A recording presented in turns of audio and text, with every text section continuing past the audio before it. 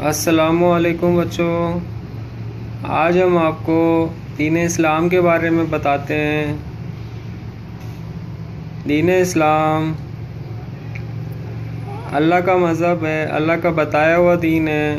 جو آدم علیہ السلام سے لے کر حضور صلی اللہ علیہ وآلہ وسلم تک سب کو اللہ تعالیٰ نے، سارے پیغمبروں کو اللہ تعالیٰ نے اپنے دین کے بارے میں لوگوں کو بتانے کے لیے بھیجا۔ آج ہم آپ کو بتاتے ہیں کہ کافر کو کوئی بھی مسلمان کرے تو وہ کیسے مسلمان ہو جاتا ہے۔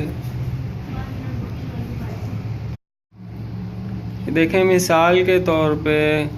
ایک کافر مسلمان ہونے کے لیے آتا ہے اور وہاں پر بہت سارے علماء ہوتے ہیں جو مختلف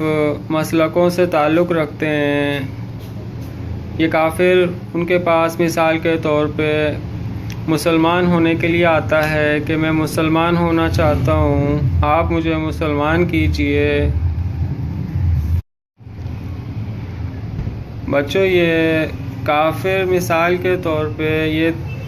3 الگ الگ مسلک کے علماء ہیں جو کافر کو مسلمان ہونے کے لیے کوشش کر رہے ہیں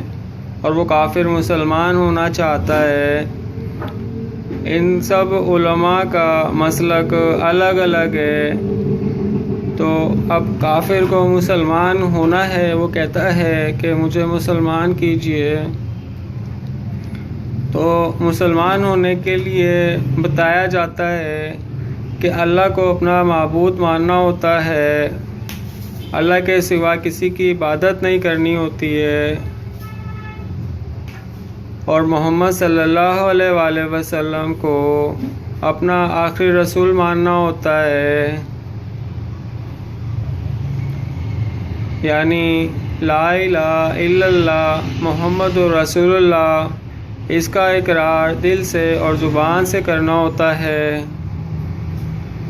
تو کوئی بھی عالم کافر کو یہ کلمہ پڑھائے گا تو یہ کافر مسلمان ہو جائے گا۔ پیارے بچوں، اس کہانی کا مقصد صرف یہ سمجھانا ہے کہ جب کسی بھی مسلک کا عالم کافر کو کلمہ پڑھا کے مسلمان کر سکتا ہے، یعنی لا الہ الا اللہ محمد رسول اللہ، صرف اس بات کا اقرار کرنے سے کافر اسلام کے دائرے میں داخل ہو جاتا ہے، تو پھر چاہے کسی بھی مسلک کا مولوی ہو یا عالم ہو، اس کے بارے میں کیا خیال ہے، کیونکہ صرف کلمہ ہی تو ہے جو دائرہ اسلام میں داخل کرتا ہے، اور جو اس کلمے کا پہلے سے ہی اقرار کرتا ہے، وہ ان چیزوں کو مانتا ہے، تو اس کا مطلب وہ بھی مسلمان ہی ہے۔ اللہ حافظ۔